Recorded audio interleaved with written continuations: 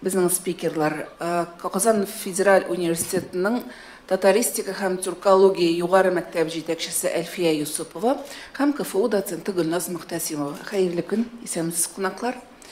Һәм инде беренче сорау, әйдәгез татарча диктантның ничек узганын, анда ничә кеше катнашканын, нинди әсәрдән өзүк язганын искә төшерүдән башлыйк. Ярыймы? Әлфия ханым. Хәерле көн, хөрмәтле журналистлар. Әле күптән түгел, 25 октябрь көнне Казанда һәм Россиянең төрле төбәкләрендә, чит илләрдә бер акция, куанычлы бер акция үтте, ул татарча диктант дип атала. Шундый зур күләмдә әлеге акция икенче тапкыр үткәрелә. Бу татарча диктант язуда 2017 елда 2000-гә якын кеше катнашты. Әгәр дә без регионлап һәм шәһәрләп карасак, мәсәлән, Россиядә, Мәскәүдә, Санкт-Петербургта 50-ләп кеше, Волгоградта, Екатеринбургта 10-15-ләп кеше язган.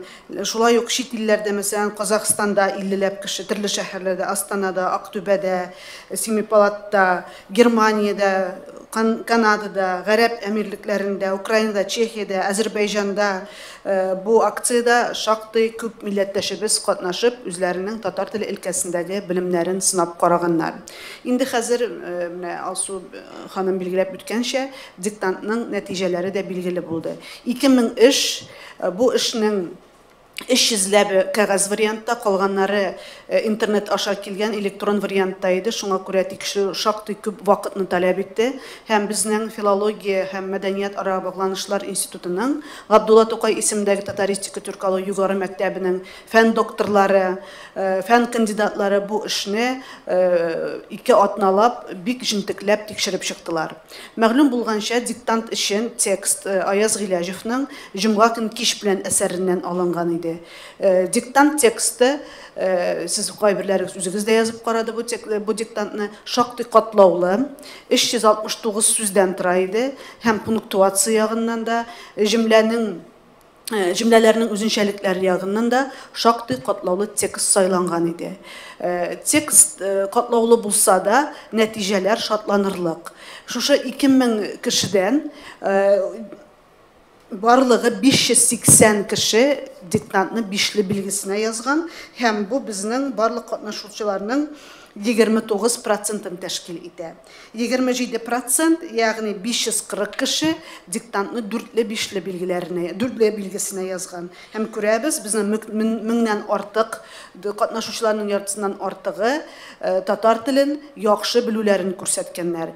Шулай ук инде 3-ле билгеләрне язучылар да бар, һәм әлбәттә кайбер катнашучылар әле татар теленнән белемнәренең ул кадәр көчле түгел икәнлеген раслап диктантларны мәктәпчә әйтсәк 2-ле билгесенә язганнар. Әмма ләкин бу ниндидер катгый карар чыгару түгел, киләчәктә бу катнашучылар үзләренең белемнәрен тагын да арттырып, алдагы елдагы диктантларда яхшы нәтиҗәләргә ирешерләр дип уйлыйбыз.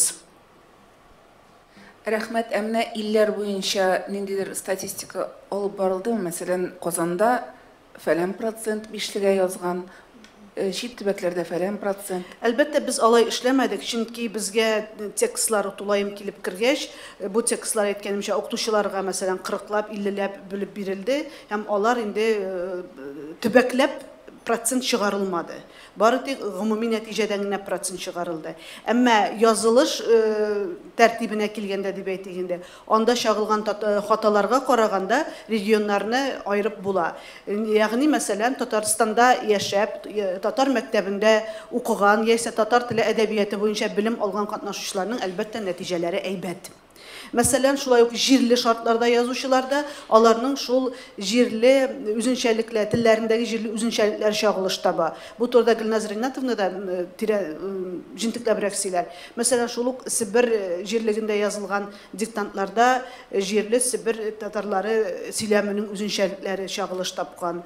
Шәһәр мәктәбен бетергән яисә рус җирлегендә яшәгән язучыларыбыз әлбәттә татар теленә мәсәлән хас булган иренләшү гармония гармониясын төрлечә кабул иткәннәр, я алар бөтенләй аны чагылдырмыйлар, я укыганда ишетелгәнчә барлык иҗекләрдә дә иренләшү гармониясын чагылдыралар. Андый хаталар да бар һәм шуннан чыгып кына без кайсы җирлеккә караганын билгели алабыз. Әлбәттә, сез әйткәнчә бездә статистика бар, кайсы төбәктән ничә кеше катнашканы билгеле. Тагын бер әйберне әйтеп үтәсем килә. Хәтерләсәгез, диктант башланыр алдыннан пресс-конференцияда сораулар булган иде. Әгәр дә диктант төрле графикада язылса нишлисез дип. Андый тәҗрибәдә булды. Казахстанның Семипалат шәһәрендә язылган бер диктант иске татар телендә, ягъни гарәп графикасында иде. Канадада язылган бер диктант, мәсәлән, латин графикасында иде. Без аларны тикшердек, бәяләдек. Әйткәнемчә, бездә белгечләр бар. Һәм шулай ук шундый кызыклы факт, менә Себердән килгән диктант, Себер татарлары үзенчәлекләрендә күздә тотып язылган һәм шул ук вакытта үзләренең телләрендә булган, мәсәлән, казах яисә үзбәк теленнән кергән алынмаларны да әдәби телдә текстка кертеп җибәрелгән вариантлар бар иде. Шулай да менә типик хаталарга хәзер тукталсак, иң еш очраган хаталар нинди булды эшләрдә? Бәлки Гөлназ ханым, Назымовна әйтгәндән стәп мин дә әйтәм.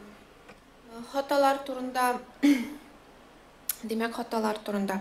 Гомумән башта мондай диктантларның гомумән мәктәптә языла торган диктантлардан бераз гына аерылып торганы турында да әйтергә кирәктер.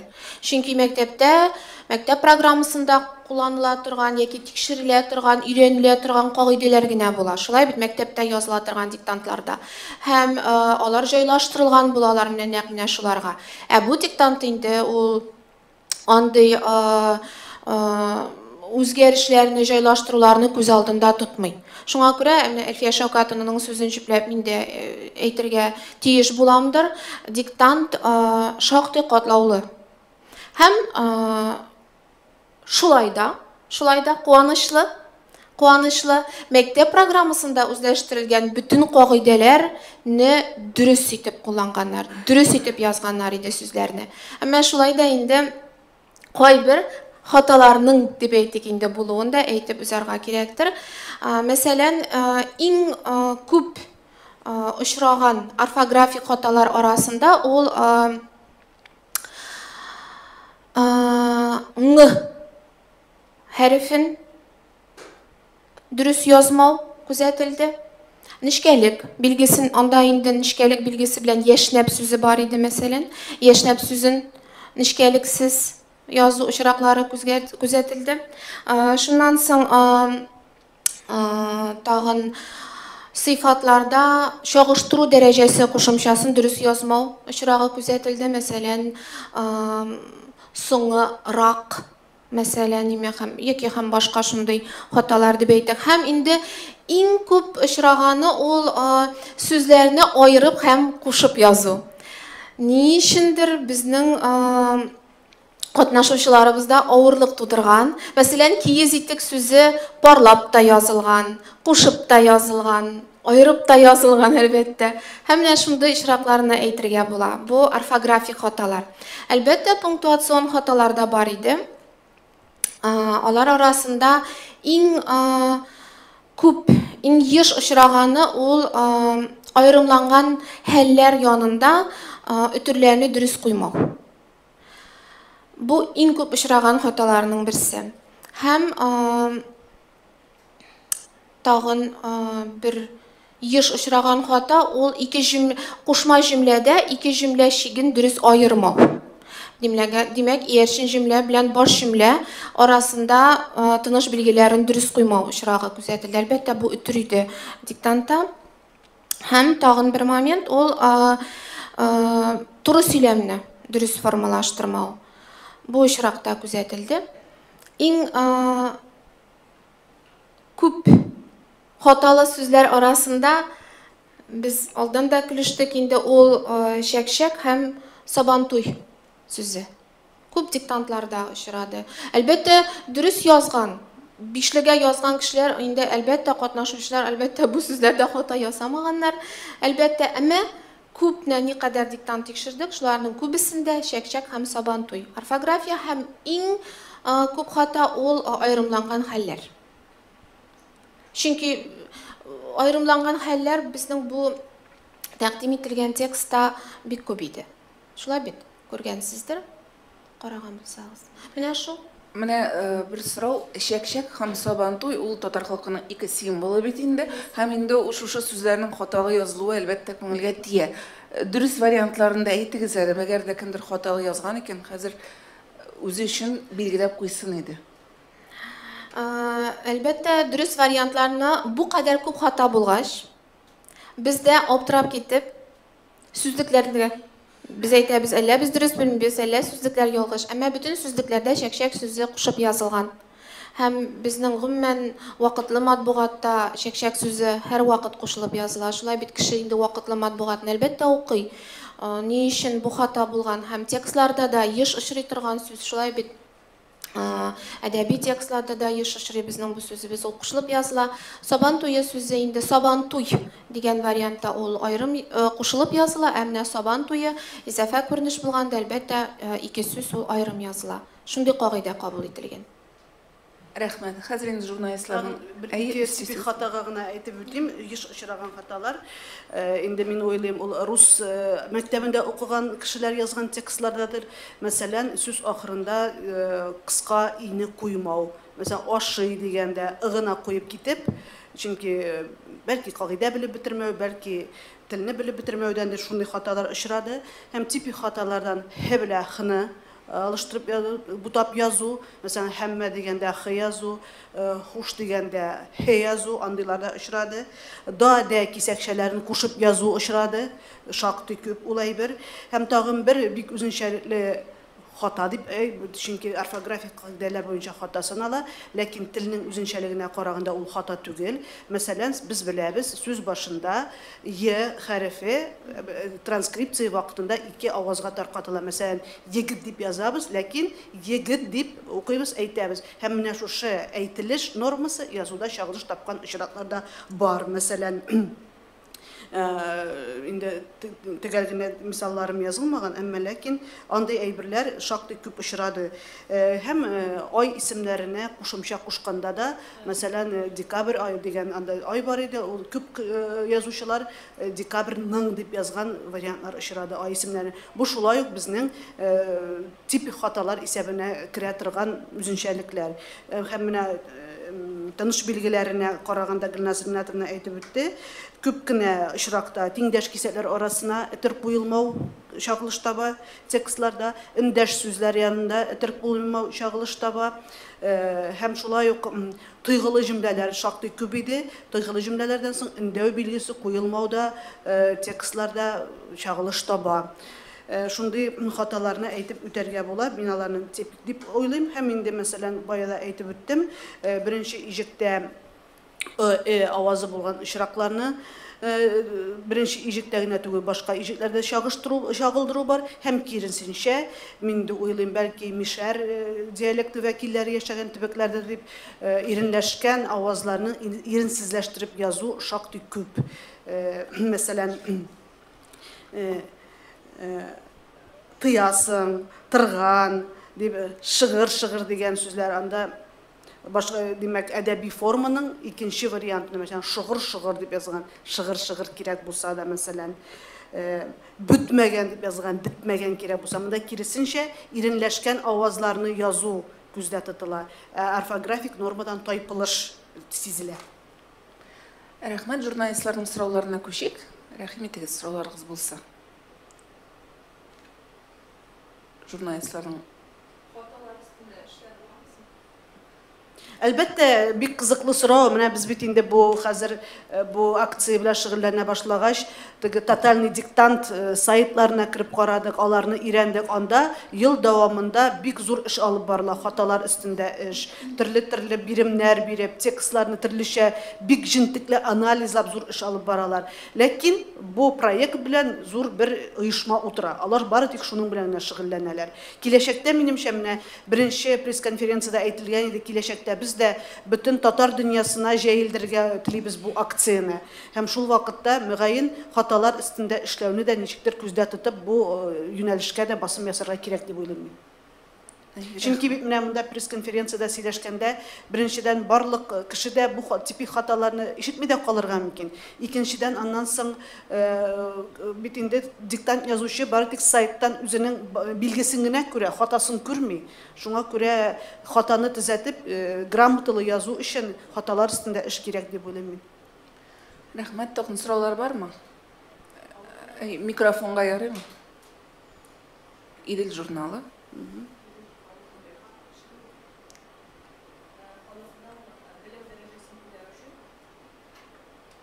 Эшләмейме? Эшләмей. Башка микрофонга ярыймы, чөнки онлайн трансляциядә сорау ишетелмәячәк. Шуңа күрә. Халыкның белем дәрәҗәсен күтәрү өчен нәрсә киңәштез? Мәсәлән, кешеләрнең игътибарлырак булуынмы, күбрәк укуынмы, нинди киңәшләр бирер идегез? Яхшырак язсыннар өчен. Зәйха, минемчә сезнең соравыгызда җавап бар. Игътибарлы да булырга кирәк, күбрәк укырга да кирәк. Әлбәттә, күп укырга кирәк. Соңгы вакытта бит инде без әйтәбез, китап укылмый дип, бәлки ул шулайдыр да. Ләкин китапны алыштырырга хәзер интернетта шактый күп татарча сайтлар, порталлар бар. Интернетта да хәтта шул без таныша торган хәбәрне дә татарча укысак, бигрәк тә ике телле кешеләргә һәм телне өйрәнергә теләгән кешеләргә ул файдалырак була. Мәсәлән, без татар теле курсларына йөргән татар теле курслары вакытында шундый сорауны бирсәләр, без үзебезнең курсларга йөрүчеләр, без аларга һәр даим әйтәбез: сез интернеттан хәбәрләрне татарча укый башлагыз. Иң яхшысы телне өйрәнү өчен шул һәм илмә такталардагы хәбәрләр, илмә такталарның татарча вариантларын укып карагыз дибез. Шуннан грамоталылык барлыкка килә һәм инде традицион фикердән минем бер дә кайтасым килми, кеше грамоталы булсын өчен ул күп укырга тиеш, китап укырга тиеш. Рәхмәт, тагын бармы сораулар? Рәхмәт, тегез Ватан Татарстан. Иң өлкән һәм иң яшь диктант язучыны әйтеп китсәгез иде. Кайда яши? Мәгълүмат бармы андай? Диктант язу бит инде ул без андый теркәү алып бармадык, әлбәттә. Ләкин залга караганда пенсия яшендәге абыйлар, апалар шактый күп иде.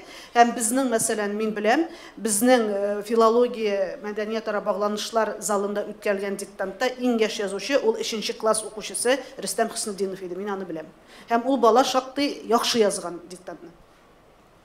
Һәм өстәп әйтәсем килә, Әлфия Шәүкәтне дә бәлки исенә төшерер. Минемчә, Канадада яшәүче ханымнарның яки гаиләнең баласы да язган иде дип уйлыйм, чөнки диктант битендә, диктант язган кәгазьдә дип әйтик, инде рәсемнәр дә бар иде. Моны инде балалар гына эшли, һәм әлбәттә аның язуы баланыкына охшаган иде. Без шуңа карап кына, мәсәлән, аның инде өлкән яшьтәге кеше дә түгел, яки гомумән кичкенә мәктәп яше.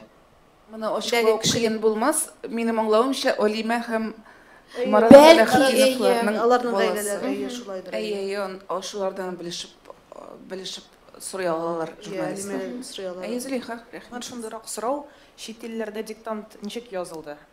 Онлайн диктант ничек язылды? Сез әйткән идегез, онлайн диктант чит илләрдә төрлечә язылды. Әлбәттә, бездә безнең институттан да трансляцияләде, Хаим Насыйри үзәкләренә трансляцияләнде диктант. Шулай ук чит илләрдә дә, мәсәлән, без беләбез, Германиядә анда Рәхимбайның диктант текстын укыганын, Гарәп әмирлекләрендә бездән китеп эшләүче кызларның, мәсәлән, Линарияларның, Гөлназларның бу диктантны оештырып, үзләре диктант текстларны укыганнарын беләбез.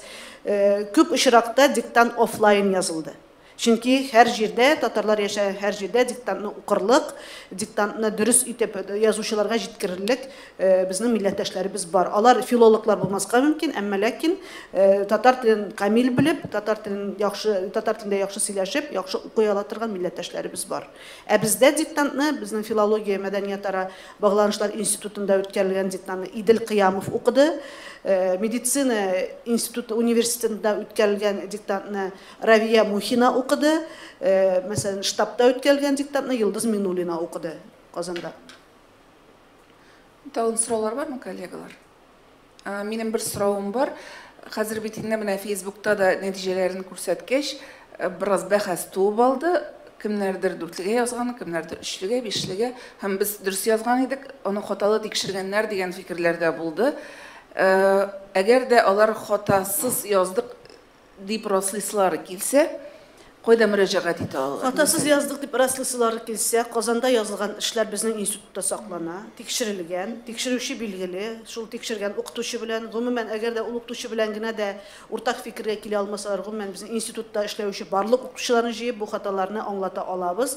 Без татар теленең орфографик, орфоэпик кагыйдәләренә нигезләнеп, синтаксик кагыйдә, пунктуацион кагыйдәләренә нигезләп эшләдек. Әмма ләкин шундый очракка бездә очрадык, мәсәлән, әлеге әсәрне Татар китап нәшриятында басылган 2 басмасын карадык. 2 басма арасында да шактый аермалар бар. Бу басмаларны да мин күрсәтә алам. Ул мәсәлән бәхәсләшкән диктант язучылар булса, ниндидер канәгатьсез калган диктант язучылар булса, мин ул басмаларны күрсәтә алам. Рәхмәт. Тагын сораулар бармы, коллегалар? Әгәр сораулар булмаса, матбугат конференциясын төгәллик. Бик зур рәхмәт. Ачыклык керткәнегез өчен бик кызыклы тема. Шуннан да журналистларны моны киңрәк яктыртырга чакырам. Алга таба бу татарча диктант акциясе дәвамлы булсын иде. Елдан-ел кеше дә күбрәк язсын иде дигән өметтә калам. Бик зур рәхмәт. Без шулай ук Татар информ агентлыгына зур рәхмәтебезне белдерәбез. Чөнки һәр яңалыкны, һәр безнең институтта булган чараны без журналистлар белән рәхәтләнеп монда килеп уртаклашабыз һәм үзебезнең эшебезне дә Татарстанда, Россиядә генә түгел, бөтен дөньяга таратабыз. Рәхмәт сезгә бик зур. Рәхмәт.